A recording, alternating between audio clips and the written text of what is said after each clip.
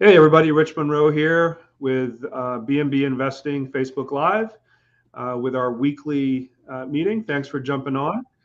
And this is a group for folks that are starting out with short-term rentals and are exploring the different options, whether you're going to be managing properties, doing the master lease strategy, or purchasing properties. And so we like to talk to folks that have a different niche in each one of those three areas and kind of talk to them about their experiences and how they got to where they got. And I'm happy to have a good friend of mine here, Michael Harvey, that is based here in Atlanta as well. And we're going to kind of walk through.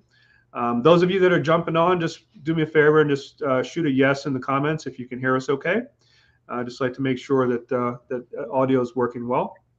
And so Michael is also a fellow board member with me on the AMSTRA board, the Atlanta Metro Short-Term Rental Alliance. And so we've been working very hard with a lot of the other board members to kind of work with the city of Atlanta on rewriting the rules for the ordinance. And so we might touch a little bit on that as well towards the end. So Michael, thanks again for joining. I know you just got back from a trip, so I appreciate you making the time to jump on with us. No problem, Rich. All right, so let's start. Like, how did you get started with short-term rentals? Kind of, what was your first foray into it? Well, my wife and I, we bought our first home in 2016, and it really started out as simple as we had a spare bedroom that we were renting out to strangers. I mean, we were sharing a bathroom, sharing a kitchen, living room. My wife and I were in our 20s. It was an interesting time, but eventually we started decided this, this isn't for us. We need our own private we're too old to be sharing bathrooms with strangers in the morning. And so then how long did that take before you said, this is not going to work out? a lot longer than it should have, probably. I want to say, I mean, we probably did it for a year or two.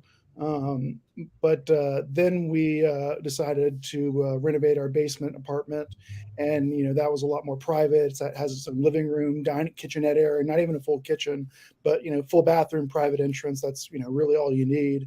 And we started doing that. My wife and I got the main unit of our house back, so that helped a lot. And then we started just helping out our friends and family.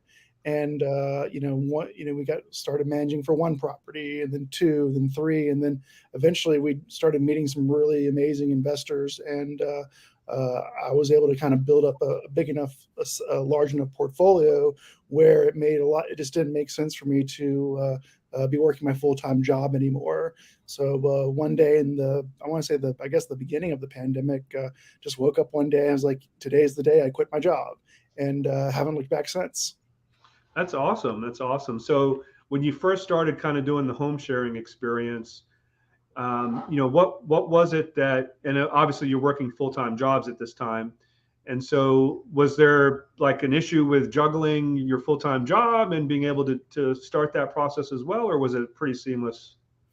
It was, I mean, I would say anybody that's thinking about getting started in this type of business, renting out a spare bedroom, basement apartment, tiny house, carriage house, the spaces, down the street from you, just being close to where you're kind of starting out makes things 1,000 times easier. For whatever reason, human beings are just a lot better on behavior when they know that the person who lives here, the person that this is their personal home, that their family lives here, they just behave better when they know, in places where you're next to. I would say, getting, the first big step was, finding a cleaner. My wife and I cleaned for the longest time, but whenever we would leave town, we'd still need to find somebody to clean the house for us. But it really wasn't terrible. I was also probably quiet quitting before at my previous job a long time, before the term quiet quitting, kind of came around. But it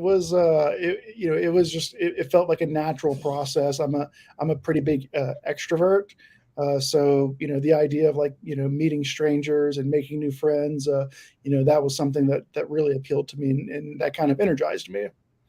I know there is a challenge, and there's a lot of folks that are very successful that do the room to room listings, even if they don't live there, they've just got a 5-bedroom home, they have 5 separate listings. But I know that the challenge to scale that type of business is the ability to get attention of good cleaners that are, able to come in for just cleaning 1 bedroom or 1 bathroom at a time. It's a challenge. So in the beginning, you guys kind of handle that part of it? Yeah, we really handled 100% of our cleaning at the very beginning. It wasn't until we started managing other people's properties where it was really easy for me to come home during my lunch break and clean, or do it on Sunday morning after the next. That was relatively easy. But once you get to, like, if you're not living where you're hosting, that's where I think you really need to have some help. Right now, I'm onboarding a client who they have a tiny house in their backyard that they're renting out, but they have another, like, a 2-1 across town that he's going to clean, but like he doesn't have a life anymore. He has to block off his calendar for multiple days, and he's doing an absolutely fantastic job. But it's really difficult. I mean, he's cleaning by himself. It takes him at least 3 hours to do everything, and that's not counting the time driving there, driving back. And like, what if you have to do it during rush hour? Then you're looking at 5 hours, and like that's starting to sound like a part-time job there. And so, I mean, I'm sure everyone's different, but there's definitely you'll know it, or your wife will tell you, or your husband will tell you when you need to maybe find some other options. Yeah, I mean, we've been fortunate enough from the very beginning with our business that I recognize the value and obviously the importance of the cleaning, that I wanted to stay in our lane. And so even though it was tempting, even to kind of start and even hire your own hourly cleaners and kind of train them, because you start looking at the numbers and the revenue that you're kind of pushing out to the cleaning operation. I mean, I think we're in multiple markets, so we have multiple cleaning teams, but it's such a huge part of making this business successful that I usually like to have a dedicated focus.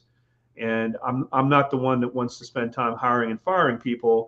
I'd rather be looking at growing the business, onboarding properties, putting in integration tools and technology to maximize revenue and stuff like that. So, it's definitely a challenge if you start doing the cleaning even early on, because then it's something that it's hard to kind of wean yourself away from. But you probably don't have a problem now today, right, with that? Well, my wife and I mean, we still clean our own basement when we're here, of course.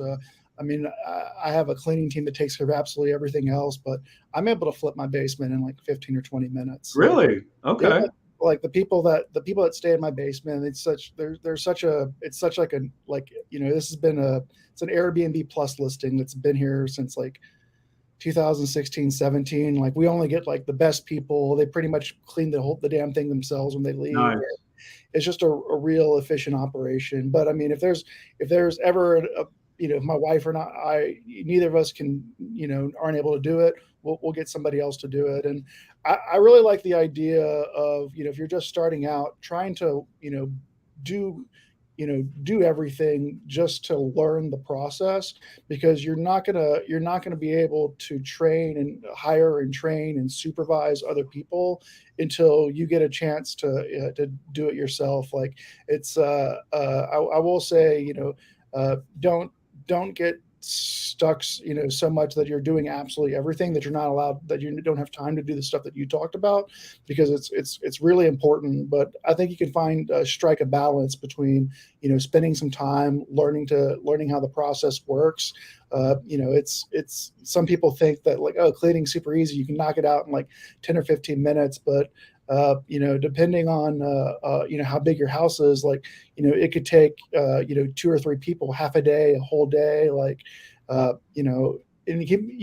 this works for me because it's a small space. It takes 15 to 20 minutes, but some of my properties I manage, like, you're doing it's an entire day's worth of laundry, and figuring out how do you do laundry for 9 queen beds, and like, what's that, like 16 towels. That's a whole nother topic.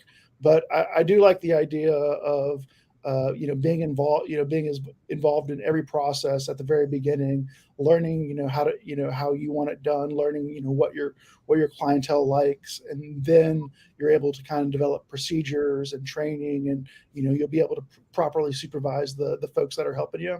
So now the cleaners you have today, that's an outside company, a separate company, or are they hired cleaners? These are all everybody that works with me Contract work? I don't have any employees right now. I think Got it's at some point I probably would consider hiring on somebody full time. I don't know. There's a lot. This is another whole conversation too. But whether you decide to take employees or just fine 1099ing all your help. That's kind of a personal decision to make. And I work with a lot of contractors and a lot of vendors. Yeah, we do the same. I mean, with 75 properties, I mean, we've been fortunate enough so far to basically have 0 employees. I mean, I think, the more employees you have, the more headaches you have. So to the extent you can outsource and have it be somebody else's problem, I think is the better way to do it. But if I could find this magical person that like has my judgment and my skills that's able to kind of do what I'm doing, and I could pay as an employee, I would love that. But I haven't found that person / that doesn't exist yet. Doesn't mean they don't exist, but I'm open to the idea. But I'm still waiting for that person to come around. And it's just so much easier to try people out that are you're paying on a contract basis. Definitely.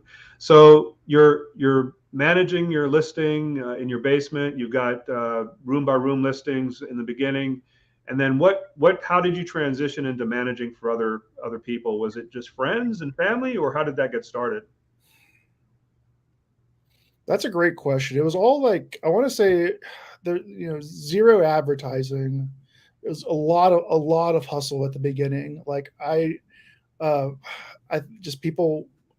to figure out how I got that first client. Maybe I feel like it was so long I don't even really remember it. But I remember my first client. I mean, how could you forget your first client? Well, because they're extremely forgettable. They're usually your first clients are your worst clients. Well, my first client, I learned a lot of different things that I embrace today. So, I mean, obviously, and we all kind of know this in the beginning, stay away from townhouses that have HOAs, right? So my very first client was a townhouse in East Point, or College Park, actually. And then we had our very first really bad experience with a fraud situation where we had a guest come in that had used a stolen identity. Somebody passed away, and they totally trashed the place. Like TVs got stolen. I mean, it was like worst case scenario. So that was my first client. So I kind of remember exactly what happened there. But so you don't really recall. So I guess it's a lot of kind of word of mouth and networking and just straight up hustling, man. Like, I think we were hopping on like the Facebook groups. I think maybe Craigslist and like Nextdoor possibly. But one of the things I remember was, when I was first starting doing this, the folks that was when you don't have any background and you don't have experience, you kind of have to take whatever's available. And so I was working with people who were micromanagers. They didn't have a whole lot of money. They're kind of difficult to work with. But eventually I just started getting referred to better and better clients. And I kind of figured out like, oh, these are the types of clients I work the best with.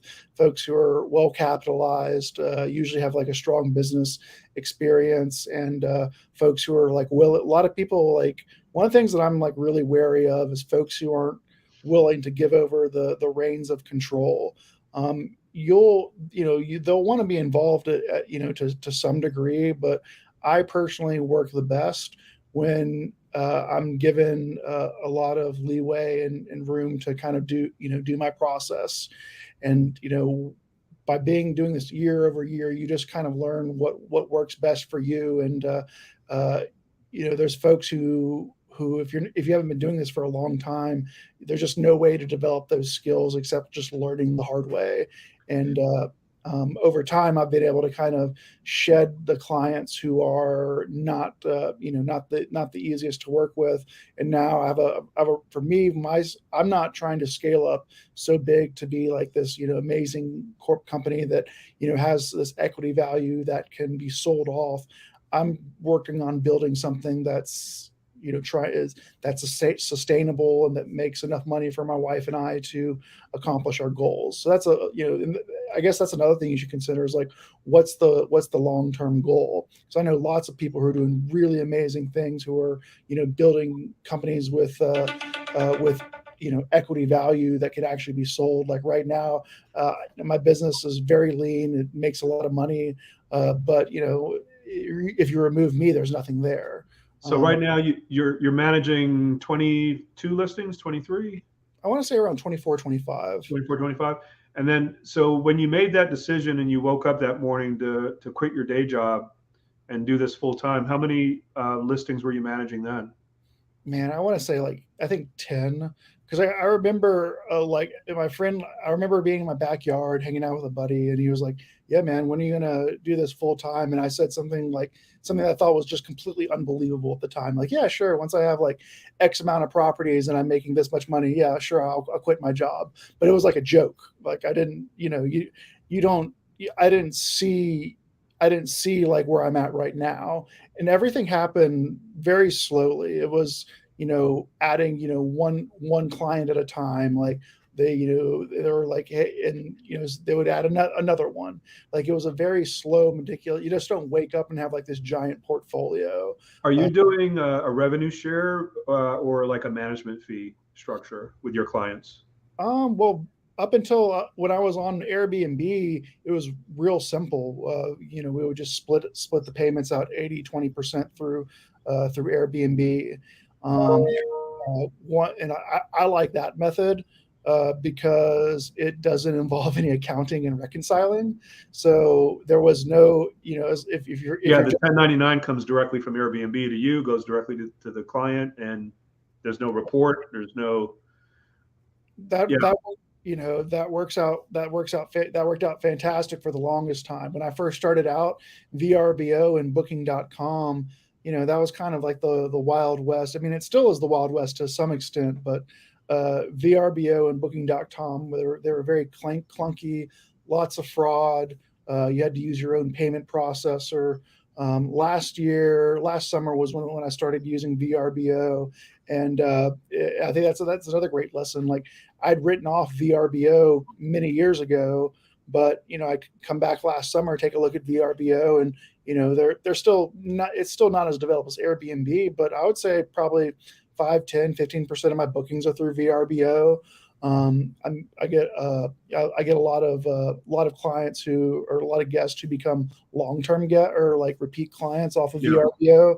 I'm not operating on Booking.com right now. I think I would like to. I think Booking.com is going to get. I have a lot of bigger houses. I think Booking.com is going to help you get some of these larger overseas bookings. But right now for me, I have plenty enough business through Airbnb, VRBO, and my independent bookings. Yeah, so we've been pretty successful with Booking.com with our smaller 1 and 2 bedroom properties, and it's been pretty good. During the slow time with Airbnb over the last 6 to 8 months or so. I mean, I was at a point where we were doing probably 40% of our bookings on our one bedrooms from Booking.com. And, like most hosts, we had a bad experience with Booking.com several years back when they were just horrible at everything they did, including just simply, capturing the payment from the guest. And you find yourself chasing the guest down after they've checked out for the 3-digit code on the credit card. And they've come a much further way now. So they actually are conducting their own payment processing and guaranteeing payment. And there's a lot less chargebacks and fraud. And, I've found that it's been a pretty good diversity to layer that in. Haven't seen it as much on our larger properties. We're still doing VRBO, and of course we have Marriott's Homes and Villas. But, I think at some point when you have time, Booking.com is definitely something that you should take a look at. Oh, absolutely. And I have I started setting the stuff up with booking.com. But I got some, like, a bunch of fraud bookings at the very beginning, and I just got I got kind of turned off from that. And, like, it's not that I'm opposed to uh, booking.com and my list of things that I'm trying to focus my time on. Booking.com has kind of gone from something like, there's too much fraud, I'm not worried about it, to it's on my to-do list. And Well, one of the stats that really convinced me to invest the time to get back to it and take a closer look is 6 times of the booking volume of Airbnb. So there's 6 times the volume of activity that's on Airbnb on booking.com mean, globally. it's such a huge funnel, and you can capture. And again, this is an instance of something where I'll preach something I don't necessarily practice, but by utilizing Airbnb, VRBO, Booking.com, that captures a very large percentage of possible bookings. There's other stuff available, but and even the most basic property management systems are always going to integrate with Airbnb, Booking.com, and VRBO. And if I was just starting out right now and things were real simple and easy, it's probably not the worst idea. Once you get comfortable with using Airbnb, once you become comfortable learning how to sync your calendars, it probably is not terribly difficult to get hooked up on VRBO and Booking.com. There is a little bit of a every time you kind of migrate to another platform, there's a bit of a learning curve, but I think Rich has some fantastic advice. Make the time investment. Yeah. So you used to do the 80-20 split on Airbnb, but now you've got other platforms that you're collecting rental revenue on. So how are you doing that now with the clients as far as the split and the? Now we got to do monthly. So all the payments everything's going directly to me. So every month I have to prepare financial reports and send my clients their 80%. Okay. Now, in some states, there's been some, issues with real estate associations kind of up in arms about folks that are just kind of cropping up and doing their own short-term rental management. And in some states, they've started to actually require that you become a property manager or a realtor licensed in order to do so. I know Georgia hasn't quite got there yet, but what's you nor your wife are real estate agents, correct? Nope. Yeah, so there's no requirement in most states. There's no requirement for you to be licensed, but there are some schools of thought that suggest that you should at the very least have kind of trust accounting set up as kind of a very conservative protection to make sure that you're not commingling funds and things like that. But right now it's not an actual requirement. And I do know if you are a realtor, that you in order to actually do management for other people already being a realtor, they do require you to get certain type of licensing to do that for that reason. But other than that, in Georgia and most states, you're not required to have a real estate license. No, it's I mean, I think you're bringing up a good point. Like, what type of education, what type of background do you need to be successful, to be a short-term rental manager? It's the hard skills. There's not. I mean, being a property manager, this is like one of the oldest professions that's ever existed. And we live in Georgia, so there's just not a huge appetite for regulation as far as having to take some course to be a recognized property manager. But I would say the best thing to do would be to talk to other people who are being successful, and just try and spend a couple hours learning from them, how do payments work, how does insurance work, what happens when things go wrong. That's probably where you need to focus your time on. The best way to get caught up and you just find somebody that's been doing this for a couple of years, and you kind of pick their brain, ask them questions, and learn that way. And also just getting involved in starting with small stakes. If somebody's staying at your house and you have one property, that's it's better to make a mistake in your own home early on than making a mistake when you have a huge portfolio that could affect your entire business. So that's a good point, Rich. So how many years now has it been since you've left the corporate world? Man, I want to say I left in March 2020. So it's 21, 22, or could have been 20. Could it have been? No, I think it was 2021. It seems like it's been. I think it was definitely it was March 2021. Now, you said you just woke up one morning. I mean, I'm sure there was a little bit more thought put into it than just that, right? I mean, or was it literally just a light bulb moment and you said, I'm done? Man, it really was. I mean, I've been like, I thought about it all the time, but there really was just one morning I woke up and like, today's the day. But I should have, looking back on it, I should have done it like years ago. But in my mind, I wanted to build up a big enough book of business so there wouldn't be this weird transition period where like my wife and I were destitute as like we were trying to kind of figure things out. But it turns out that I was just being a lot more conservative than I needed to be, and that once I was able, the book of business was already big enough to replace my current income, and like once I like stopped having to work 50 hours a week for my other job, it was like tossing gasoline on a fire. I was like, holy crap, this thing can. That's when the business just like really started taking off, was once I could devote like my full-time attention to it. So are you doing any advertising for clients today? No advertising. In fact, I kind of actively don't want any more clients. Or I shouldn't say that. I never say no. There's if somebody came to me with like the right house, the right client, I'll always make room for somebody who has a deal too good to be true.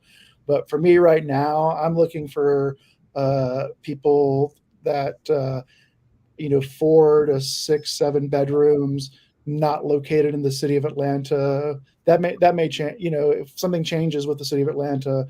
But right now, as far as me growing, I'm only really looking at growing in the unincorporated DeKalb area. If I am taking on this 2-1 over in East Atlanta, but the space is the guy's been running it for a couple months. It's I'm going to spend a couple hours migrating it over to my system, and if it works out, that's great. If it doesn't, I'll shake his hand and wish him the best of luck. I'm not willing to make large investments of my time and money unless it's something that's like pretty sizable. And so on a go forward basis, are you going to continue to kind of be very selective and just kind of tweak what your current systems and process and just kind of keep streaming along, or do you have like a kind of an end game goal here over the next 5 years plus? Oh man, 5 years, that's a long time. Right now, I think my biggest goal is getting my time back. I spend a lot of time running the business.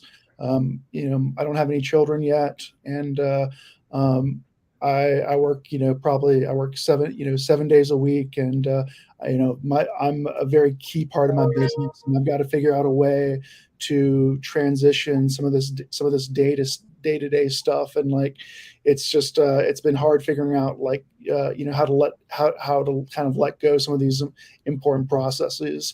If you talk to our board members, if you talk to a lot of folks who've been doing this for a while, there's so many people who've been able to kind of get their personal lives back. But you're gonna have to spend some time and money hiring and training other people to help out. So who handles your guest communications today? Right now, I'm handling 100% of my guest communications. Really? Okay. I mean, I'm using a lot of automation. It's yeah, the automated messaging is really helping. I've got just a really good flow where, for the most part, I'm really not having to spend terribly much time on communications, except for when the emergency happens. Hmm. My wife and I were in South America and Antarctica for almost a month in February, so I had to be have access to somebody. I had to have cell phone access so people could still contact me in an emergency. But I was having my brother and a couple other people. They were also kind of monitoring the message threads. So if I wasn't available, they would be able to take care of that.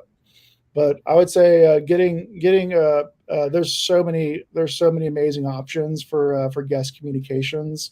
Uh, you don't have to do it by yourself, but it's also one of the things people really like. People really like the way I communicate with the guest, and I need to figure out a way to document and train people to respond like I'm responding. Yeah, so pretty early on, I think the first maybe 6 to 8 months when we were going from like one listing to 7 or 8, I handled most of the guest communications just to kind of figure out what our process and procedures would be. But very quickly after that, I mean, we went to virtual assistants handling. I still kind of get involved when I need to, but 90% of our communications is handled by virtual assistants today on a 24/7 basis. And you can get virtual assistants in America. You can get in South America, all over the world, and you can get whatever you need. If you need somebody that's working, kind of American hours, you can get somebody. I know a lot of people are having success with people in Central and South America. If you need somebody that's kind of, managing your communications while you're sleeping, you could just go halfway across the world or on the other side of the world, and that's there's a lot of great work in India and like the Southeast Asian countries. So I'm curious, Michael, have you ever had the itch to do like a rental arbitrage or master lease strategy? Or Never. you Uh, no? no, I really like the idea with my model specifically. It's very little capital requirement. Zero of my own money is kind of at front, put up front. Hopefully none of my investors are listening to this, but I've shifted a lot of the financial and risk related to running a short-term rental on the owners. With arbitrage, you're having to buy all this furniture yourself, and you're at the whims of a landlord. I like the idea of this co-hosting model where I truly feel that the people that I'm working with were business partners, and that's the method that works best for me. Maybe if I had a bunch more money, I wasn't busy doing guest communications. Maybe arbitrage would be an idea, but the next move for me is just going to be acquiring more real estate. I love that I'm successful helping other people make a bunch of money, but if you're really going to kind of maximize this short-term rental game, you need to get into, when the interest rates and real estate prices are where you feel comfortable. It's helpful to be building your own real estate empire, even if it's just as simple as like you have one rental. You got to start somewhere, and I'm still waiting on. My wife and I are still pushing off buying our first investment property. Yeah, no, I agree. I think I like the diversity of all three models, frankly. And so, there's pros and cons to each.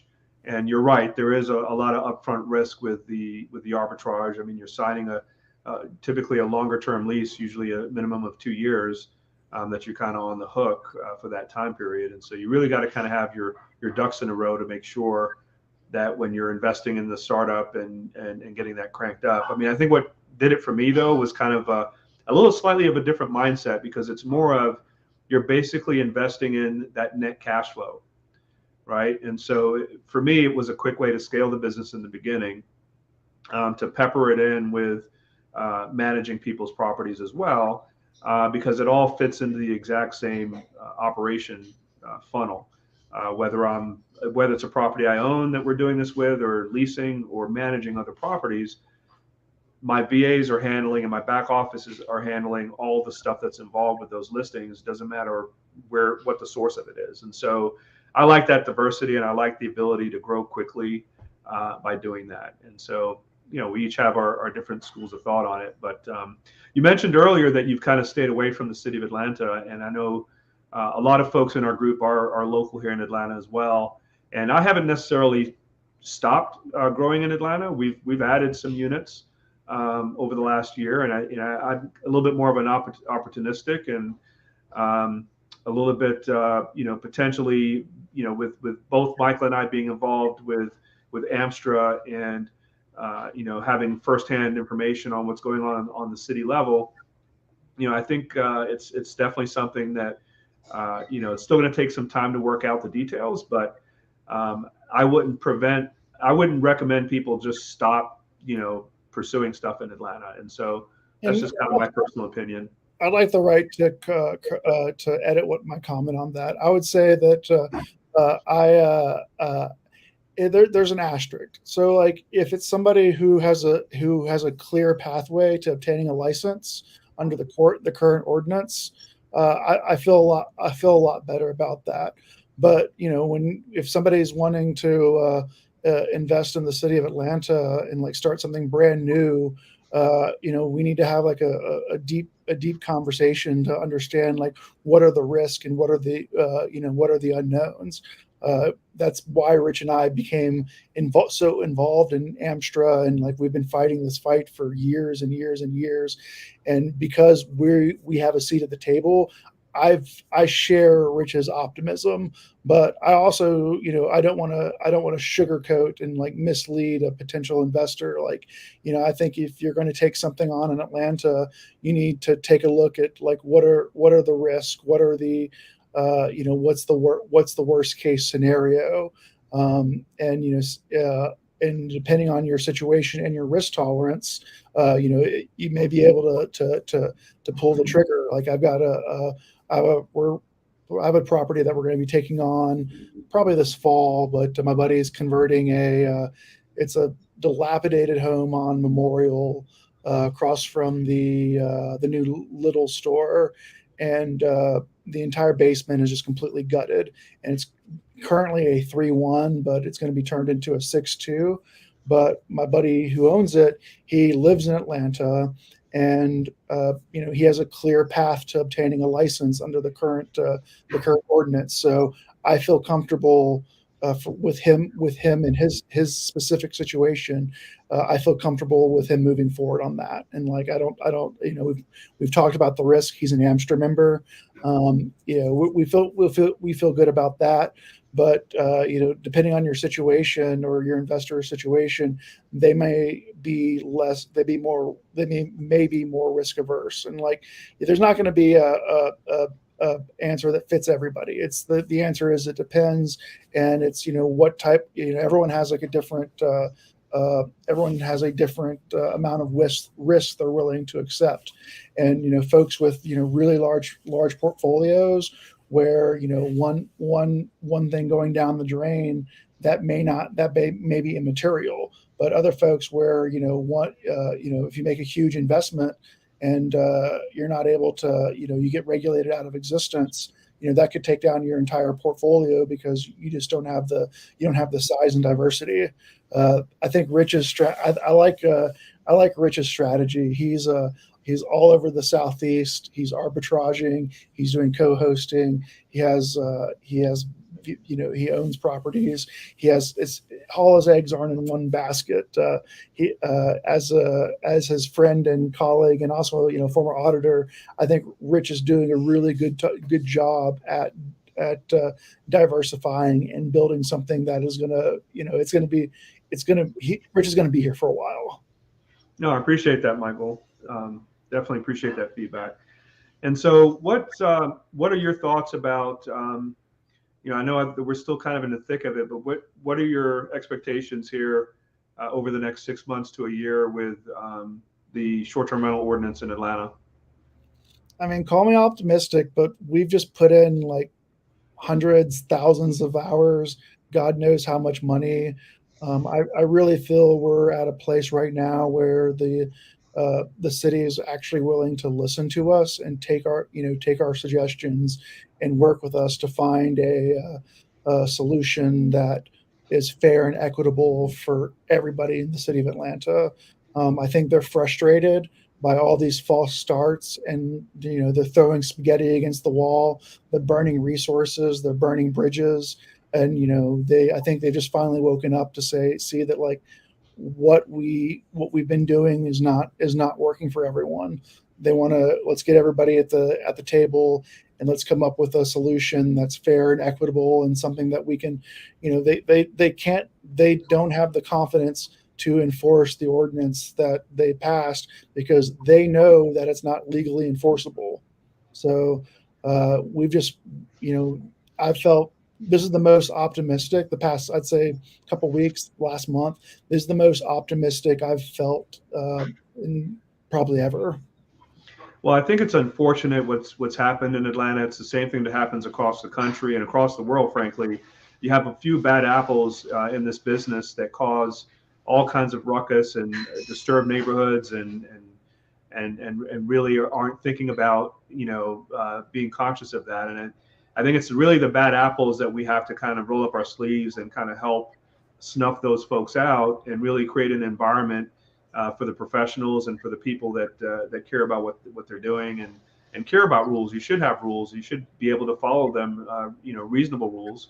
And so I think, there's a way to work with the city on doing just that and helping them. And I think Michael's done a great job historically with latching on to where there's been a problem in a particular neighborhood and helping out with, managing that host and making sure that we kind of keep things in line when there's large problems that exist. And so I think we're going to be working a little bit more on that too going forward to try to kind of minimize that risk.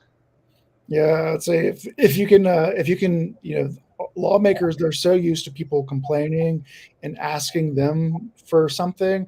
When you turn the tables on them and ask them like, "Hey, what can I do to help you? How can I support you?" That blows their mind. They're so used to people just complaining, and wanting something that they can't give them. That like when you're able to kind of get them out of that mode of just they kind of put up a wall to all these complaints just because that's all they do is they just receive. If you ever go to a city council meeting or listen to public comment, all they do is just people just complaining and just throwing stuff at them. And I've just found it helpful to kind of turn that dialogue around and ask like, what do you need? What are your questions? What can I help you with? And that kind of that opens a lot of doors. Cool. Awesome. So we're kind of coming to a close. Any final words of wisdom, Michael, to someone that's thinking about starting to manage other people's properties? I would say like don't get if you look on YouTube, Twitter, you'll see all these short-term rental gurus who are have all this amazing success, and you're going to see a lot of people that you think they like absolutely have it all, and like they're made in the shade, but people don't talk about like what their failures are, where their speed bumps are. No one's talking about like, hey, last Thursday I had to show up at a house that was covered in like 1 foot of sewage water with my rubber boots because somebody put a bunch of flushable wipes down the toilet. Just like don't get discouraged that where you think that this is other people are doing so much better than you. Like everybody has like failures and and shortcomings, and if you can be persistent and be flexible, that's probably a good long-term strategy to have.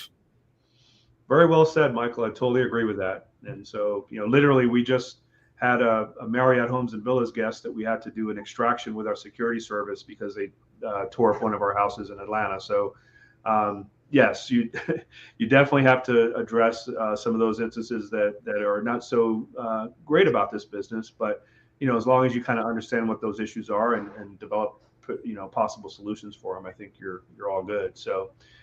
Thanks so much, Michael, for joining us this week. Really appreciate taking the time. And then for those of you that are interested, BNB Investing Group, we help investors get started in the business, and we kind of customize our programs, whether you want to learn how to manage someone's property like Michael, or if you want to do the master lease strategy, or if you want to do acquisitions and buy properties to do this with. And so if you're interested in hearing more about how that program helps investors, feel free to reach out to me. You can do that via Facebook on direct messenger. And I look forward to seeing everybody next week. And thanks again, Michael. Really appreciate it, buddy. Take care, guys.